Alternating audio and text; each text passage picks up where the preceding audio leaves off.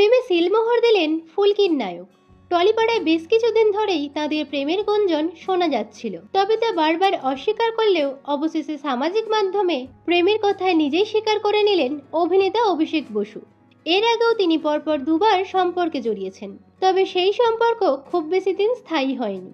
সীমারেখা ও নেতাজি ধারাবাহিকে অভিনয় করার সময় জনপ্রিয় টেলি অভিনেত্রী দিয়া মুখার্জির সঙ্গে তিনি সম্পর্কে ছিলেন এ কথা টলিপাড়ার কারোরই অজানা ছিল না। সেই সম্পর্ক ভেঙে যায়।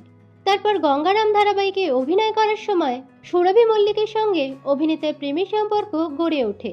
এমনকি সামনের ডিসেম্বরেই তারা বিয়ে করবেন এমনটাই খবর ছিল।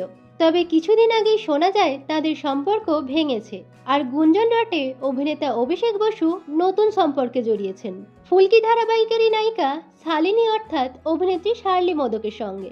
তবে তা বহুবার অস্বীকার করেছেন দুজনেই। এতদিন নিজেদের সম্পর্ককে বন্ধুত্বের নাম দিলেও এবার সরাসরি মনের মানুষের কথা সামাজিক মাধ্যমে নিজেই প্রকাশ করলেন অভিনেতা। প্রথমবার অভিনেত্রী শার্লি মোদককে ট্যাগ করে অভিনেতা লিখলেন, 2024 আমায় তোমাকে দিয়েছে, তাই এই বছরটাকে আমি হৃদয় দিয়ে ভালোবাসি।